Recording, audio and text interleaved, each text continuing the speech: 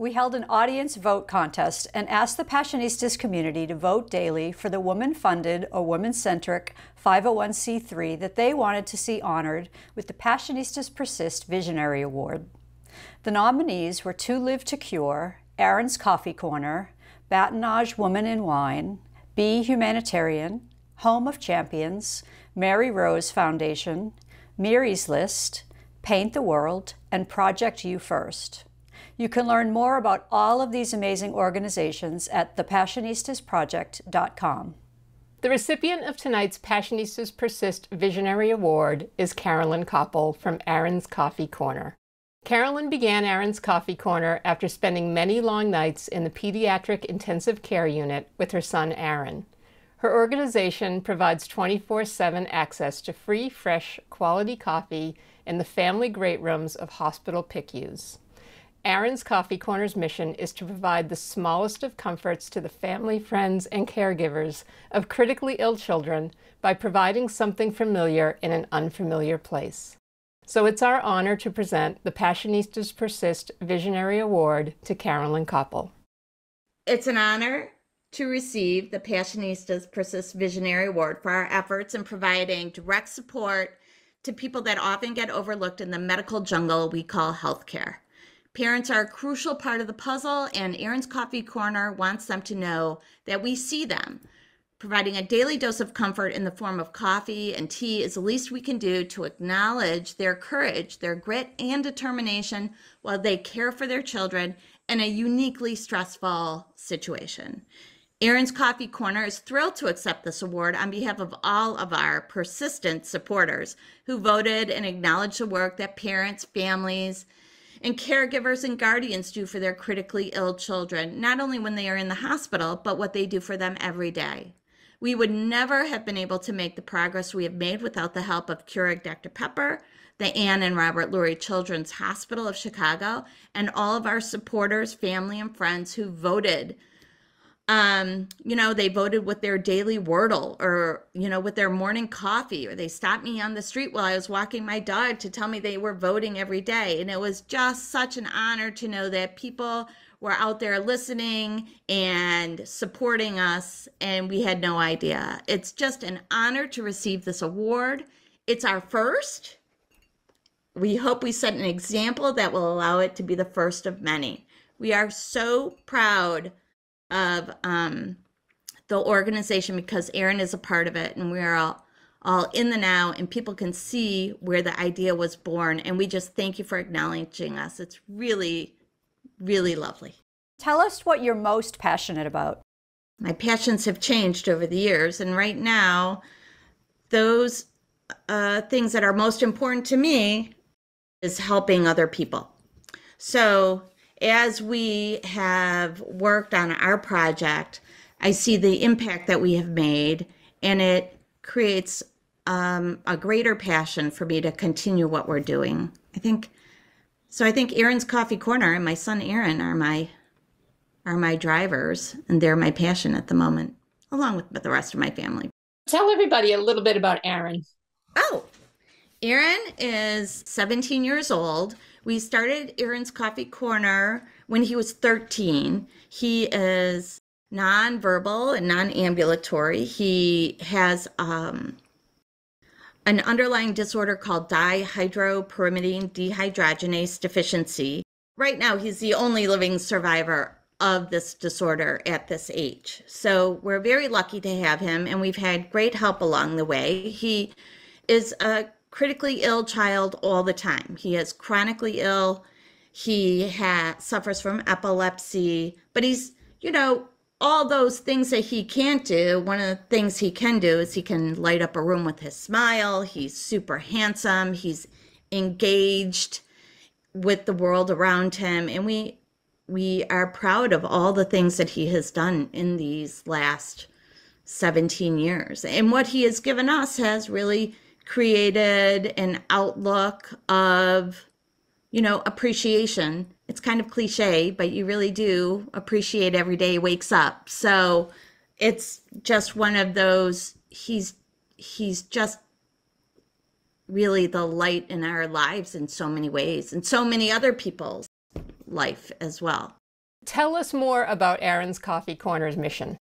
Aaron's Coffee Corner provides a safe place for people to go and get direct support by getting a cup of coffee or a cup of tea in the family great rooms at Lurie's Children's Hospital's pediatric intensive care units and their neonatal intensive care unit now.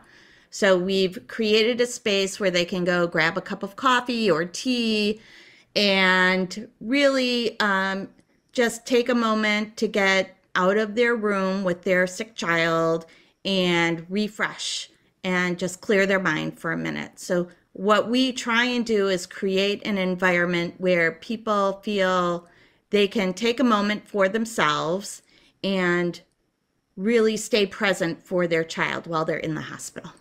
So many charities focus on the patients. Why did you decide to create an organization that really focuses more on the families? Because I am the family. It was a selfish thing to do, right? It was all about me one night late in a room by myself, and I needed coffee.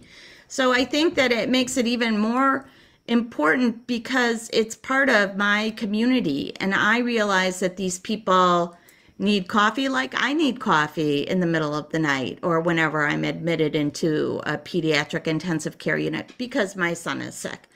So I think that it was just circumstance that brought me to the place where I could think about providing something that I know others would really appreciate. And that took me a long time to do. I mean, Aaron is 17, and the first few years are hard. It's hard to have a critically ill child that you're caring for 24/7. I had a lot of help, and I'm very lucky about that. But there's a lot of mourning, of loss, of all the things that you're not going to have with your child. And it takes a long time to kind of work through. And it's been 14 years past his prognosis. He wasn't supposed to live past the age of 3. So when we look around at ourselves, we're very lucky. Aaron is pretty healthy. And I think that is what triggered me thinking, oh, maybe we can do something for others who are in the same situation because we've been there. We know what the situation is and how we can help them. And I knew from personal experience that coffee was something that was missing, to help those families, because if you help the family recover, the child's going to recover, right? If the people that are caring for the child are tired and disillusioned and disappointed and upset, those kinds of things can be managed a little bit by having a little time to themselves, to restoring their own being, their self-worth, how to get back in the game and walk back into that room and really stand up for their child and help their child get better. Tell us about a time in your life that you persisted and how you got through it. Trying to get Aaron's Coffee Corner off the ground is my key persistent moment. It took close to a year for things to kind of get everybody in line and on the same page, and to say just to say yes to helping these parents in the pediatric intensive care unit. You'd think that there was already coffee there. And what they used to have was like a bun burner, like a bun stove with a glass coffee pot, and it was always dirty. And I'm like, no, we can make that better for you. And you'd think they'd say, oh, that would be great. But there's a lot of ins and outs and politics and bureaucracy when it comes to a major hospital. And we're lucky enough that we were able to, work it out so we could at least start a pilot project. And I knew once we got in there, it was going to be hard to get rid of us. So my goal was to make it as successful as I could in the first 4 months and make sure that they saw that our fundraising could keep up with what was needed. So, because it's always hard to take things away from people. And a lot of people in the pediatric intensive care unit are there often. It's not a fun place, but they end up there because their kids are sick. So it's something that people would notice if it was gone all of a sudden.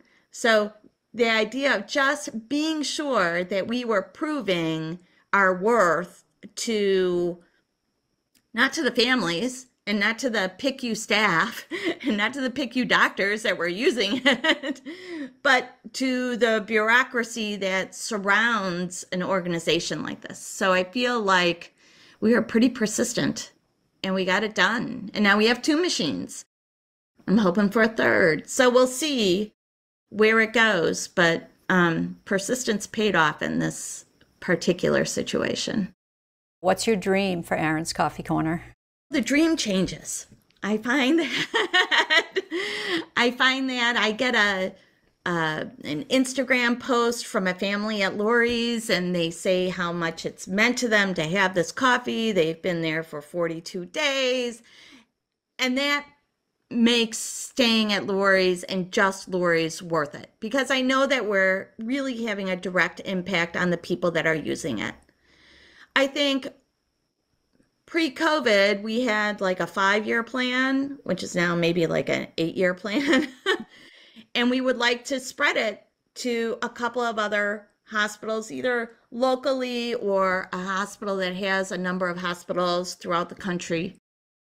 And that would be creating it in a way that we could help them with a grant and create like a lesson plan or a syllabus on how to raise money and how the hospital should raise money. Because what we do for Lori's is a separate entity, even though they help us collect money. And I think that it's important as we move forward that the hospitals know how to continue that relationship with their families and how to build on the fact that they are doing something for the families, and how working with families can also help children thrive when they are ill. That's our goal. I don't know when we're going to get there. I'm feeling that the Lori's needs us right now. And I feel like we are helping a pretty large population because they're a large hospital, right? But I would like to help smaller hospitals as we move forward. And that's why I really want them to take part in the fundraising and maybe find a family that could support Aaron's Coffee Corner as a fundraising family. So I have all these ideas in my head, but right now we're focusing on Aaron's Coffee Corner and how we raise our funds and that we can continue the legacy. I mean, we're in our 4th year, and we'd like that to be for 40 years. There's no end in sight for our work at Lori's. So it depends on where the path leads. Tell us what the phrase power of Passionistas means to you. It is an interesting concept because, women run the world. And I think that the idea of women supporting women is kind of overlooked and sometimes not really appreciated. So I think that it's really important for people to remember that we should be supporting one another as women. And we should be supporting people that are believing in what they're doing, because everyone that is participating in this is really trying to find a way to help others be their best selves.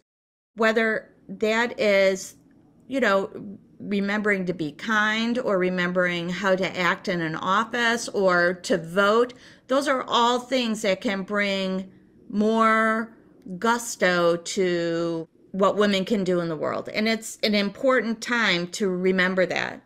Women have a say in what happens in the world, and we should really take advantage of it. What's your dream for women? Wow, I would like them to get paid as much as men. I would like them to be appreciated for working from home. I would like them to have a right to choose what to do with their body. I mean, these are all very basic things that really haven't quite hit the threshold yet. And I think that we need to look around and help those basic